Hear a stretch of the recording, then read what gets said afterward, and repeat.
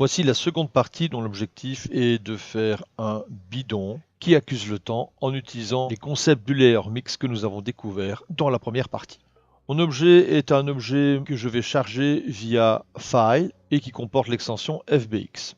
Accepte. Je fais Enter pour le placer au centre de l'univers. Cet objet est trop grand par rapport à l'environnement d'Houdini, dont je rappelle que l'unité 1 est égale à 1 mètre. Je vais dans l'espace objet, je mets un nœud de transform, j'active le nœud de transform et je réduis fortement l'échelle en mettant l'échelle 0.001 et je valide avec Enter. Je me rapproche de l'objet, je remarque des problématiques relatives au lissage et mon objet est très peu subdivisé. Je vais donc rajouter une subdivision spécifique, donc Tab Subdivide. Je valide le subdivide. Je rappelle que nous avons différents algorithmes de subdivide. Celui-ci crée des étirements. Moi, je veux subdiviser sans modifier la topologie de ma géométrie. C'est donc l'option Open Subdivide bilinéaire. Tous ces concepts, je le répète, mais ça a déjà été vu dans toutes mes formations que je propose en ligne et aussi dans les vidéos et les PDF que l'on retrouve sur CGI Trainer dans les ressources.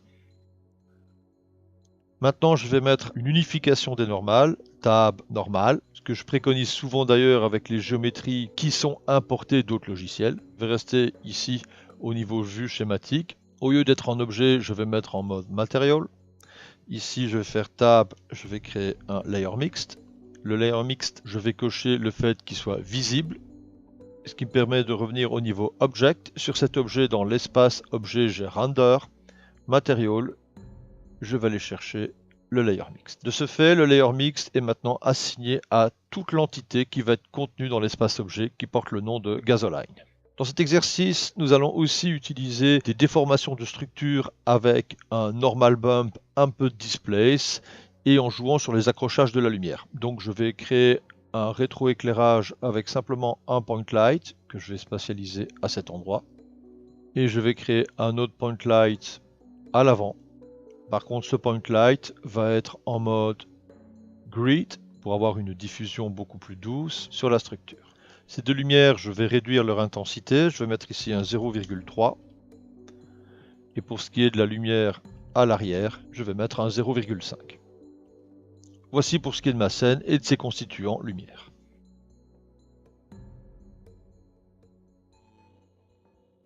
Je vais dans la vue schématique relative aux matériaux. J'ai besoin d'un matériau qui va nourrir la partie A, un autre matériau qui nourrit la partie B, et je vais créer aussi un nœud texture qui va servir de masque et qui va nourrir la partie alpha. Je vais faire Tab, je vais taper Principlet Shader. Nous savons que celui-ci va être le A. Je vais le dupliquer toujours avec Alt, bouton de gauche de la souris. Celui-ci va s'appeler B. Je nourris Layer du A vers le A et le layer du B vers le B. Je reviens sur le layer A. Base color, je vais le mettre blanc car je vais utiliser une texture et je ne veux pas que l'intensité lumineuse soit modifiée par les nuances de gris qui sont par défaut dans base color. Je vais aller dans Render et lancer un rendu. Voici mon rendu. Je vais réduire un peu le roughness, l'aspect métallique, je vais l'augmenter. Pour être sûr de ne voir que le matériau A, le layer mixed, surface mode, je vais faire Use A. Et je reviens sur la gestion du A. Vous pouvez jouer avec l'anisotropie et l'anisotropie direction pour obtenir des variables dans la distribution de la lumière. Je rappelle les contenus de mes cours CGI Trainer concernant le roughness, les gestions de l'anisotropie et bien sûr les applications ou les références dans le monde réel. Revenons à Houdini. Je viens maintenant dans Texture. Je vais utiliser Base Color Use Texture. J'ai pour l'objet A une texture utilisant deux couleurs qui vont se mettre sur les couvercles ainsi que sur le centre de la géométrie. Je vais donc utiliser celui-ci. Nous voyons maintenant que l'aspect métallique est toujours là, c'est ce qu'on appelle le shader, et que je suis en train de nourrir avec des textures pour consolider ce qu'on appelle le matériau. J'ai une simulation de relief utilisant des normales. Je vais donc dans Bump, j'active. Par défaut, il est en mode normal et dans Texture Pass, je vais charger la texture de normal. Nous avons maintenant un aspect irrégulier de la structure, donc maintenant mon fût, il a subi quelques coups. Je vais filtrer la lumière en filtrant le roughness avec une image en nuance de gris. Je reviens donc dans Texture, Roughness, Use Texture, et ici j'utilise une image en nuance de gris, qui va empêcher la lumière de s'étaler partout. Généralement, on essaye que ça corresponde aux variables de surface souhaitées pour que certains aspects de l'objet réagissent différemment par rapport à l'étalement de la lumière. Je reviens sur Layer Mixed. Je vais maintenant faire Use B et travailler sur le matériau B. Toujours pareil, Base Color, je vais le mettre blanc pour éviter la variation d'intensité lumineuse de l'image que je vais utiliser. Dans le matériau B, ce sera la rouille. Je réduis l'IOR et je réduis le roughness. Dans Texture, Base Color, je vais aller chercher la texture de mon matériau B.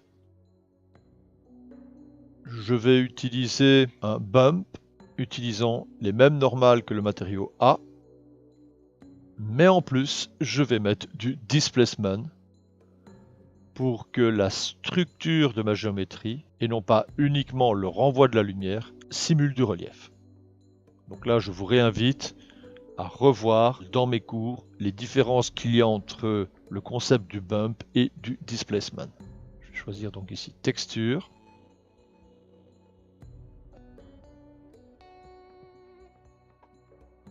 Vérifiez bien l'effect scale. Remarquez qu'ici il est à 0,05. Maintenant que j'ai mis les deux reliefs, une autre technique consiste à tester la lumière après la gestion du relief. Donc je vais augmenter par exemple le roughness et mettre une petite valeur pour l'IOR. Pour filtrer ces aspects, je reviens sur Texture et dans IOR, je recharge une image en nuance de gris qui va filtrer à nouveau le roughness. Je reviens sur le Layer Mixed, Surface Mode, je vais faire Mixed. Maintenant, la partie la plus importante, c'est l'alpha. En fait, là, on utilise vraiment un contraste noir et blanc permettant de déterminer avec force les zones rouillées. Tab, je choisis le nœud Texture.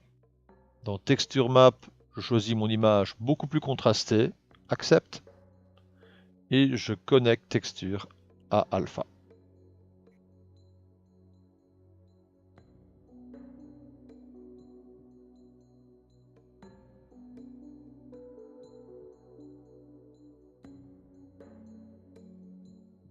Une fois que vous avez géré tous vos matériaux, vous revenez dans la vue schématique Object qui contient donc les éléments de votre scène. On va prendre l'éclairage numéro 2. On va aller dans Contribution. On ajoute un élément de contribution relatif à la lumière. Je vais dire que dans les éléments qui sont nourris par la lumière, je vais choisir Réflexion et désactiver la réflexion. Nous remarquons comme ça que la lumière n'est pas dans la réflexion de l'objet. Je vais faire pareil pour l'autre éclairage, c'est-à-dire le point 1. Je répète le principe. Donc dans Light, Contribution, c'est-à-dire tous les composants qui sont générés par la lumière. Je crée un layer pour pouvoir utiliser un de ces composants. Je prends Reflet et je le désactive. Et ici, on remarque bien que le displacement est un peu violent. Donc, ce que je vais faire, c'est revenir dans Matériaux. Le displacement est sur la partie rouillée, c'est-à-dire le matériau B. On va donc dans Displacement. Je vais rajouter un 0 et un moins devant. Je valide avec Enter. J'ai maintenant mon fût rouillé. Je peux réajuster les intensités de lumière pour débouter l'objet sans pour autant que la lumière soit présente dans les concepts du reflet.